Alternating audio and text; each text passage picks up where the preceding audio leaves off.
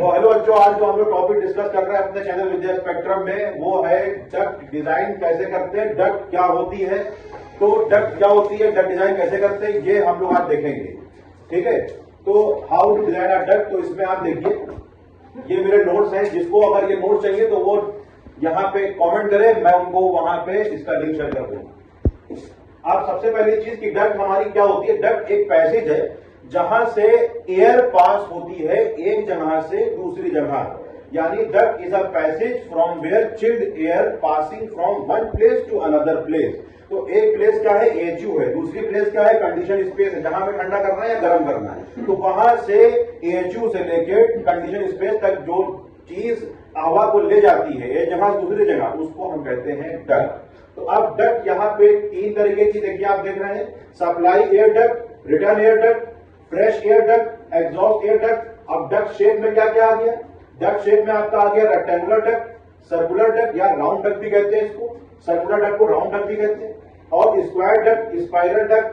Duct material में क्या क्या आ गया, डक्ट मटेरियल में आपका एल्युमिनियम आ गया, और यहां पे जीआई भी आता है, यानी गैल्वनाइज्ड आयरन। तो अब यहां पे आप देखते रहिए, ये देखिए stainless steel, black iron, galvanised iron. तो अब ये सब सारी चीजें यहाँ पे आपने देखा। तो यहाँ पे मटेरियल जो सबसे ज्यादा इस्तेमाल होता है डक्ट में वो क्या होता है, जीआई शीट, यानी गैल्वनाइज्ड आयरन इस्तेमाल होता है। अब यहाँ पे हेड लॉस जो होता है रेजिडेंस पर्पस पे, वो इतना ये लिखा हुआ है 0.4 फीट से लेके 0.07 वाटर पर 10। तो अब यहाँ पे ये सारी चीजें ये डिजाइन पर्पस पे है, इंडस्ट्रियल के लिए इतना होगा। अब ये सारी चीजें समझ में आ जाएगी। Thickness of duct sheet measured in gauge. अब ये क्या होता है कि जब एचयू से डक्ट निकलती है, डक्ट जो फिट होती है एचयू से, तो वो उसकी जो लेंथ होती है वो ज्यादा होती है, और जब आगे जाती है तो उसकी लेंथ कम होती चली जाती है, क्योंकि हमें वेलोसिटी को मेंटेन रखना है। क्योंकि जब वेलोसिटी को मेंटेन रखेंगे तो हम साइज डक्ट का कम करते चले जाएंगे। तो जैसे जैसे डक्ट का साइज एचयू से निकलता है तो बड़ा होता है, लेकिन डेड पॉइंट जो डेड पीस जो आगे लगता है उसमें जाके उसका साइज एकदम रिड्यूस हो जाता है। तो जहां डक्ट का साइज रिड्यूस हो जाएगा वहां पे हम गेज पतला इस्तेमाल करेंगे, हल्का इस्तेमाल करेंगे, और जहां एचयू से निकलेगी डक्ट वो उसका साइज ज्यादा होगा तो हम वहां पे गेज मोटा इस्तेमाल करेंगे, जैसे 20 गेज, 22 गेज। और जो डेड पीस होगा किनारे वाला आगे वाला, उसमें हम इस्तेमाल करेंगे 26 गेज, 24 गेज, 25, इस तरह से हम इस्तेमाल करेंगे। तो ये एस्पेक्ट रेशियो जो हम लेते हैं डक्ट का, वो 1:4 लेते हैं। 1:4 क्या लेते हैं, 1:4 का मतलब ये है कि अगर सपोज दैट अगर 100 mm की मेरी लंबाई है, 100 mm की मेरी लंबाई है, तो 25 mm की मेरी ब्रेथ होनी चाहिए। ये है 1:4 का रेशियो, ये है 1:4 का रेशियो। ये हमारे सब बच्चे बैठे हैं, आप लोग भी समझ रहे हैं, और जो हमारे यूट्यूब में हमारे जो स्टूडेंट्स हैं वो लोग भी समझ रहे हैं। जिनको समझ में ना आए वो कमेंट करके बताएं, और जो भी चीजें समझ में ना आए वो मुझे बताएं, तो मुझे अच्छा लगता है उसकी क्वेरी को सॉल्व करना। आप बने रहिए वीडियो में। तो अब यहाँ पे आप देखिए, डक्ट डिजाइन के 3 मेथड है, equal friction method, velocity reduction method, static regain method. तो सबसे आसान जो मेथड है यहाँ पे वो वेलोसिटी रिडक्शन मेथड है, यानी वेलोसिटी को हमें मेंटेन रखना है। अब मेंटेन कैसे रखना है वो अभी आपको दिखाएंगे हम। देखिए, सबसे पहली चीज वेलोसिटी को मेंटेन करते हैं एफपीएम में। एफपीएम का मतलब क्या है, फीट पर मिनट। वॉल्यूम इसमें लेते हैं सीएफएम में। सीएफएम का मतलब है क्यूबिक फीट पर मिनट अपॉन एरिया। एरिया लेंगे स्क्वायर फीट में। ठीक है, तो अब यहाँ पे वेलोसिटी रिडक्शन मेथड मेरा चल रहा। अब मेन डक्ट क्या जो होगा, तो यहाँ पे आएगा 1200 से 1500 एफपीएम, 1200 से 1500 एफपीएम यहाँ पे लेंगे, और ब्रांच डक्ट का जो वेलोसिटी होगी वो 750 से 900 एफपीएम लेंगे। कॉलर और ड्रॉपर की जो वेलोसिटी होगी वो 300 से 500 एफपीएम लेंगे। प्लेनम बॉक्स की जो होगी वो वेलोसिटी लेंगे 500 एफपीएम। अब ये क्या है भाई, जो मेन डक्ट हमारी आ रही है उसकी जो वेलोसिटी होगी वो हम कांस्टेंट रखेंगे, और कितनी रखेंगे, 1200 से 1500 एफपीएम हमारी रहनी चाहिए। उस पर हम डिजाइन करेंगे। ब्रांच डक्ट जो मेन डक्ट से ब्रांच निकलती है उसकी जो होगी वो 900 एफपीएम हम मेंटेन रखेंगे। अब कॉलर की जो होगी वो 300 से 500। कॉलर क्या होता है, जो ब्रांच से कॉलर निकलती है तो कॉलर में जाके ग्रिल या डिफ्यूजर वहां पे कनेक्ट होता है। तो अब प्लेनम बॉक्स क्या है? प्लेनम बॉक्स के आईटीआई में क्वेश्चन पूछा जाता है भाई, आपके आरएससी आईटीआई में क्वेश्चन ये पूछा जाता है कि प्लेनम बॉक्स का इस्तेमाल क्या है या प्लेनम बॉक्स क्यों लगाया जाता है? तो प्लेनम बॉक्स इसलिए लगाया जाता है एएचयू के ऊपर। जिसने वो वीडियो हमारी ना देखी है जो है वो जाके देख लेगा, साइड विजिट जो हमने कराया है वहां जाके वो वीडियो ऊपर लिंक दे रहा हूं, जाके देख लेगा। तो वहां पे हमने बताया है, दिखाया है कि एएचयू के ऊपर वहां पे एक बड़ा सा बॉक्स लगा होता है जिसको हम बोलते हैं प्लेनम बॉक्स। तो प्लेनम बॉक्स इसलिए लगाते हैं, डक्ट साइज से उसका रेशियो जो है 3-4 गुना बड़ा होता है, इसलिए ताकि उसमें जब एयर आएगी बहुत तेजी के साथ, अगर हम डायरेक्ट डक्ट पीस को जोड़ देंगे तो डक्ट बहुत ज्यादा वाइब्रेट करेगी। तो वाइब्रेट ना करे इसलिए हम बड़े से पीस में उसको पहले एयर को डालते हैं ताकि एयर हमारी क्या हो जाए, डैम्प हो जाए, थोड़ी सी उसकी वेलोसिटी रिड्यूस हो जाए। अब जब रिड्यूस हो जाएगी तो अब उसको आगे डक्ट पीस में हम आगे बढ़ाएंगे। तो यहां पे एक टेक्निकल वर्ड मैं इस्तेमाल कर रहा हूं, आप उसको याद रखिएगा कि जब एएचयू से हवा निकलती है तो टर्बुलेंट वेलोसिटी के साथ निकलती है, टर्बुलेंट एयर निकलती है। टर्बुलेंट एयर को लेमिनार फ्लो में कन्वर्ट करने के लिए हम प्लेनम बॉक्स लगाते हैं। तो प्लेनम बॉक्स के लगाने के 2 रीजन हुए, एक तो टर्बुलेंट एयर को हम कन्वर्ट कर रहे हैं लेमिनार फ्लो में, और दूसरा ये है कि उसकी वेलोसिटी को हम डैम्प कर रहे हैं, उसके फ्लो को डैम्प कर रहे हैं। जो एयर निकल रही है बहुत तेजी के साथ एएचयू से, उसको हम डैम्प कर रहे हैं, रोक रहे हैं। ये 2 रीजन हो गए प्लेनम बॉक्स के। तो प्लेनम बॉक्स के 2 रीजन हो गए। अब स्टैटिक मेथड ये हमको नहीं देखना, हमको एक ही मेथड से यहाँ पे अपना डक्ट डिजाइन निकालना है, और एशरे के मुताबिक 100 स्क्वायर फीट 1 टन में लेते हैं, और 1 ton is equal to 400 CFM। तो बच्चों बताओ, अगर हम तुमसे कहें 10 बाय 10 का कमरा है, 10 बाय 10 का कंडीशन स्पेस है, तो उसमें कितने CFM होंगे? 400 CFM। 400 CFM उसमें होंगे, यानी 400 क्यूबिक फीट पर मिनट की हमें हवा वहां पे चाहिए ही चाहिए कंफर्ट जोन के लिए। ठीक, तो ये बात समझ में आ गई। तो ये चीज है। अब यहां पे आप देख रहे हैं कि ये लार्जेस्ट डक्ट एल्युमिनियम गेज, ये 13 से 18 इंच के लिए 24, 22। यहां पे ये देखिए हड्डी पड़ी हुई है, स्टील गेज, ये स्टील गेज है, ये एल्युमिनियम गेज है। ठीक है, 19 से 30 इंच के लिए 24 गेज, और ये 22 गेज, ये एल्युमिनियम का है, ये स्टील का है। 31 से 42 ये राउंड डक्ट के लिए है, ये राउंड डक्ट के लिए साइज दिया हुआ है एशरे में। अब ये 43 से 54 इंच के लिए 22 गेज, इसमें 20 गेज। ठीक है, जिसको नोट चाहिए होंगे वो मैसेज करेगा, मैं उसको लिंक भेज दूंगा नोट का। अब डक्ट साइज विद, अब ये पूरा चार्ट है, यहां से डक्ट साइज निकालते हैं, यहां से डक्ट साइज निकालते हैं, यहां से अब इसको जितना भी हेड लॉस होगा यहां से हम डक्ट साइज अपना निकाल लेंगे। 2 तरीके हैं, एक तो ये हमारा चार्ट है, और एक तरीका ये है कि हम डक्ट साइजर से डक्ट का साइज अपना निकाल लें। अब यहां पे देखिए इसमें ये दिया हुआ है एयर क्वांटिटी CFM में। अगर सपोज दैट मेरा 1000 CFM, अब यहां पे देखिए इसमें ये दिया हुआ है एयर क्वांटिटी CFM में। अगर सपोज दैट मेरा 1000 CFM, ये 1000 CFM है, तो 1000 CFM की लाइन देखिए आप कहां जा रही है, ये वेलोसिटी है, ये लाइन वेलोसिटी है भाई, दिख रहा है नहीं दिख रहा है, ये लाइन हमारी वेलोसिटी है। तो मेन डक्ट का हम आपसे पूछ रहे हैं, मेन डक्ट का वेलोसिटी अभी क्या बताई थी हमने, मेन डक्ट की वेलोसिटी क्या होनी चाहिए, 1200 से 1500 FPM। तो भैया 1500 ढूंढो, कहां है इसमें, 1500 ढूंढो, 1500 ढूंढो, ये भाई 1200 मान लिया हमने, मान लो 1200 है, 1200 है। अब यह देखिए ये लाइन कहां कट कर रही है, 1000 में, 1000 में देखिए, 1000 में देखिए, 1000 में कहां कट कर रही है, 1200, ये कट कर रही है, कट कर रही है, कट कर रही है, यानी ये हमारा साइज होना चाहिए। देखिए ये जो ये जा रही है लाइन, ये अगर आपको दिखा रहे, करीब आके दिखाइए, ये आप यहां पे ये देख रहे हैं, ये 12, 14, 20, 25, ये हमारा डायमीटर है, ये हमारा राउंड डक्ट का डायमीटर है। ये लाइन हमारी जा रही है FPM की, ये लाइन जा रही है CFM की। तो ये 1000 CFM और कहां जाके मिला, 1200 से मिला, तो इसमें ये 12 और 14 के बीच में आ रही है, यानी जो डक्ट का डायमीटर होगा वो कितना होगा, 12 या 14 इंच के बीच में हमारा डायमीटर निकल आएगा। इस तरह से हम डक्ट का डायमीटर निकालेंगे, राउंड डक्ट का। ठीक है, अब इसी तरह हम उसका राउंड डक्ट का निकाल लेंगे। तो ये बात समझ में आ रही है। तो अब यहां पे इस तरह से होगा। आप देखिए ये हमारा एक ऑटोकैड की ड्राइंग है, ऑटोकैड की ड्राइंग है sizing rectangular air duct on velocity reduction method. तो वेलोसिटी रिडक्शन मेथड में देखिए क्या किया, सबसे पहली चीज जहां से डक्ट निकली वहां पे 1400 CFM है, वहां पे 1400 CFM है, वहां पे 1400 CFM, और वो 1400 CFM हमें डिस्ट्रीब्यूट करना है पूरी बिल्डिंग में। अब देखिए यहाँ पे जो बैठे हैं वो 200 CFM ले रहे हैं, यहाँ 200 CFM ले रहे हैं, अब कितना बचा, 1000 बचा, यहाँ पे चला गया 200, यहाँ पे चला गया 200। देखिए साइज इसका रिड्यूस हो रहा है, साइज इसका रिड्यूस हो रहा है, देखिए साइज इसका रिड्यूस हो रहा है, देखिए यहाँ पे चौड़ा था, यहाँ पे पतला हो गया आगे जाकर, ठीक। तो ये इस तरह से देखिए आगे जाके और पतला हो गया इस तरह से। अब ये जो ये आया और इसका साइज पतला हो गया, पूरे के पूरे यहाँ पे CFM हमारे डिस्ट्रीब्यूट हो गए। इस तरह से अलग अलग रूम में हम अपना CFM के कंटेनर में अपनी एयर पहुंचा देंगे।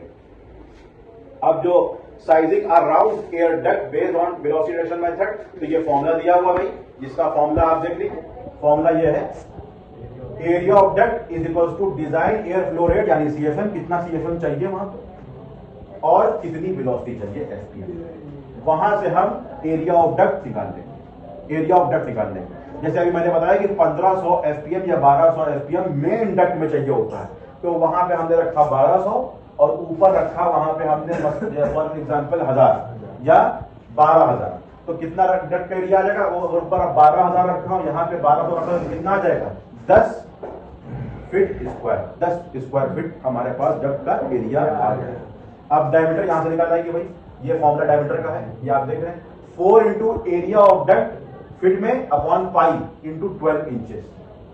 यहां पे डक्ट का एरिया रखेंगे और इसके पाई पे डालेंगे यहाँ पे 3.14 है, और ये 12 इंच से मल्टीप्लाई कर देंगे तो क्या डायमीटर निकल के आ जाएगी, कितने डायमीटर की डक्ट होगी, कितने डायमीटर की डक्ट होगी, समझ में बात आ रही। तो ये इस तरह से हम निकाल लेंगे। अब आप यहां पे देखिए, ये यहां पे एक डायग्राम दिखाया गया है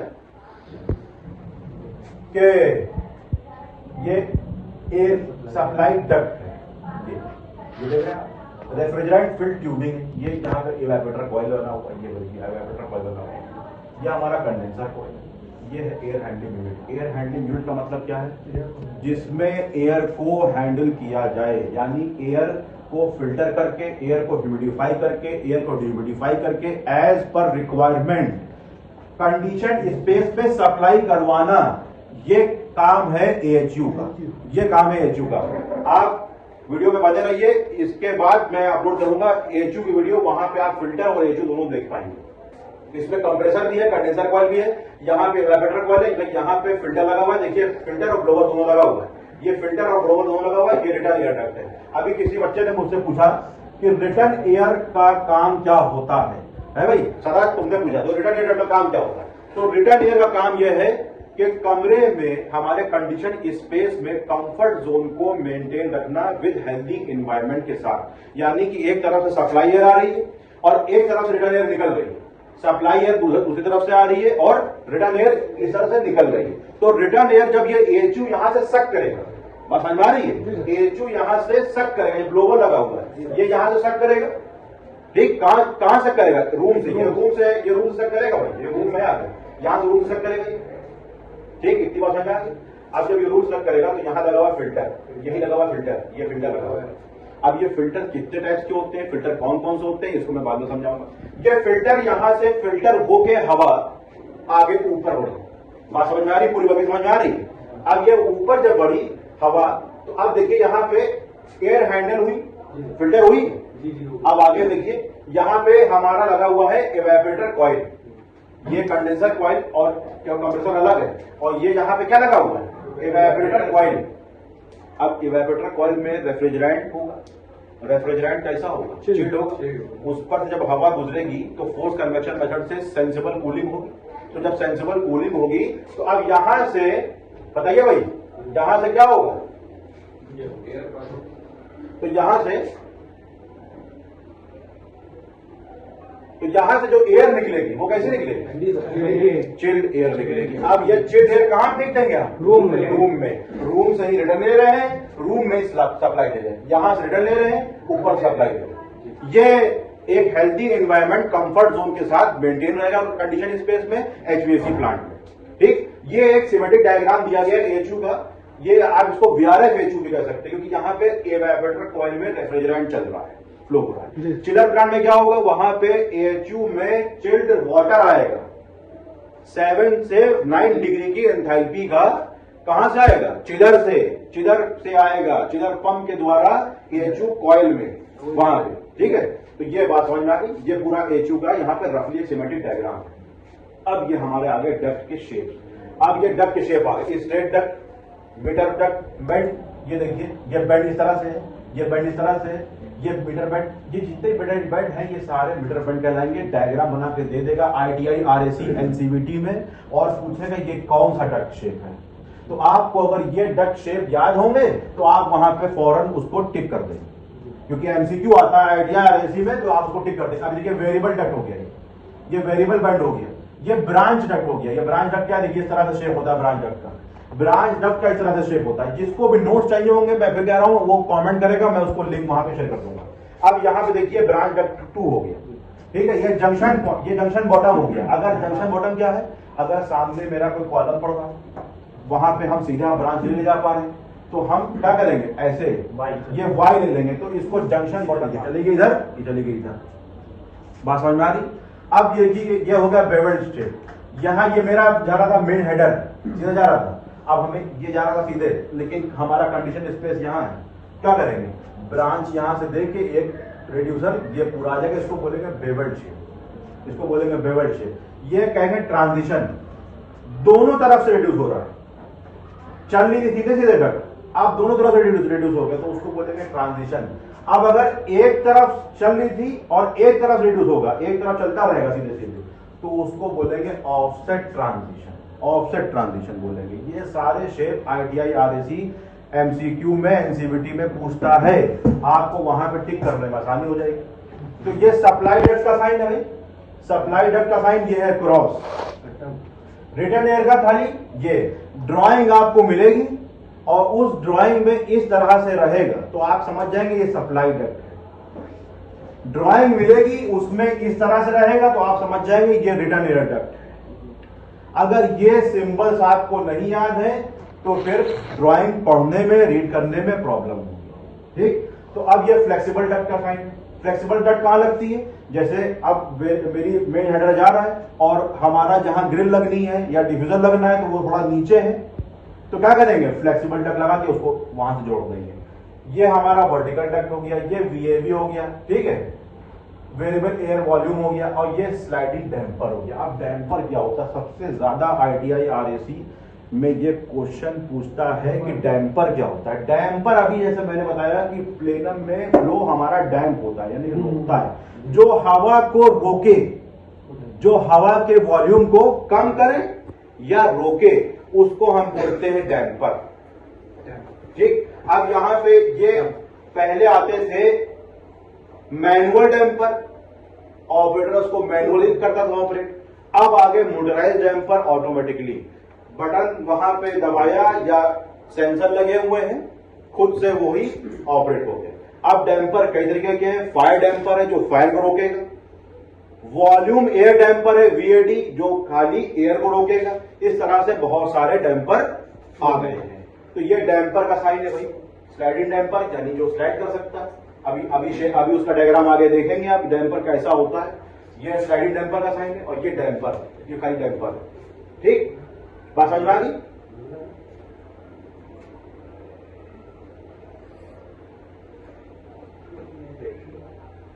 अब ये देखिए डैम्पर का साइन, ये डैम्पर का सिंबल है, ये डैम्पर का डायग्राम है। ये डैम्पर इस तरह से होगा, ये राउंड डक्ट है हमारी, ये राउंड डक्ट है और ये डैम्पर लगा हुआ है। ये पुराना डायग्राम है, मैनुअली जो ऑपरेट होता था पहले। तो ये इस तरह से पूरा अभी खुला हुआ, यानी हवा जा रही है। अगर इसको हम बंद कर देंगे तो क्या हवा जाएगी, हवा नहीं जाएगी।